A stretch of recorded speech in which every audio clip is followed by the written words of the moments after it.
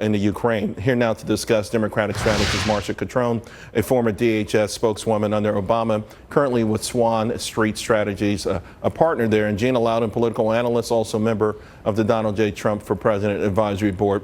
Gina, in addition to signing this joint communique, I think President Trump sort of, let's say, turned the tables a little bit by blasting Germany and this economic deal, this energy deal that they have with Russia, and the idea that somehow he's friendly and hasn't pushed back against Russia despite arming folks in the Ukraine, despite the massive getting rid of a lot of diplomats here and other actions that he's taken, but also pointing a finger to Europeans like, hey, you're giving Vladimir Putin tons of cash, billions of dollars. Yeah, this was a game changer, Charles, and this is proof that this president is going to have none of it as far as the United States getting ripped off on the world stage anymore. And it also completely just dismantles the entire argument that this tone-deaf media is still proliferating, that there was any sort of Trump-Russia collusion when Trump has hit not only Russia, but anyone doing business with Russia today. I don't see how they can continue their ridiculous narrative. They've exposed themselves, and he's called them out for it. Marsha, President Trump's taking a lot of heat for suggesting we can have a friendly relationship with Russia. But I do remember Hillary Clinton and that reset button also. It didn't work. It wasn't necessarily a functional button, but the suggestion was we can have a friendly relationship with them. Is there anything wrong with that?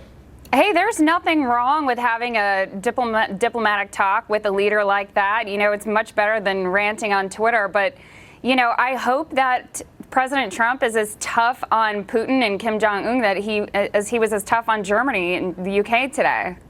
So what would you like to see? I'll let you back in a second, Gina, but Marsha, then what would you like to see? What would be evidence of that toughness for you? I would like him to call Putin out for what he did to our election and our democracy. They're continuously trying to undermine that effort. And I hope that he's as tough on Putin on that. You know, it's fine to have diplomatic talks, but also, look, we're not going to be pushed around by this. Gina? If you're so concerned about foreign meddling, why do you want to have open borders? That would be my first question for you. And let's remember that the reset button that Hillary presented to the Russians was a misspelled reset button. But I think most importantly, you can't take what Trump said about Germany doing business with Russia as any sort of direct hit on Germany. This was an absolute affront to Russia because he is actually threatening the business that Russia is getting from Germany. What would you like to see President Trump come back with? Would you like to see him have some sort of a communique that does say, hey, Russia attempted to meddle in our elections, that Russia has done some things, that they have ambitions that go, in my mind, even beyond the former Soviet Union? I think they have really grand ambitions. Of course, Europe is helping to fund those ambitions. To me, this is a direct communique, Charles. When he all in one day signed the thing that you were talking about in the first place, but also talked about raising the funding going to NATO from each of the countries. Hey, if you're such a big fan of this, of battling back at Russia, how about we all pay a little more and really put your money where your mouth is? That's a direct hit on Russia. But last and certainly not least is threatening their business, saying, hey, Germany, you need to stop doing business with them. That is a direct message to Vladimir Putin saying, hey, if you want to be part of the club, then you need to stop meddling in our elections and you need to play by the rules. That is a direct message, in my opinion. Marsha, I'll give you the last word.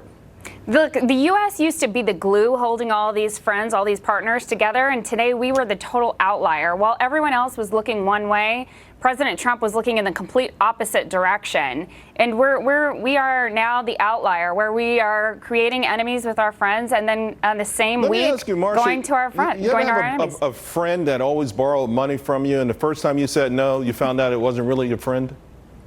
We are better in numbers than we are apart, and we have more in common with our NATO allies than what separates us. And today they're fighting alongside us. They're fighting alongside our soldiers, and it's better to have negotiations than it is to pick fights. All right, ladies, thank you both very much.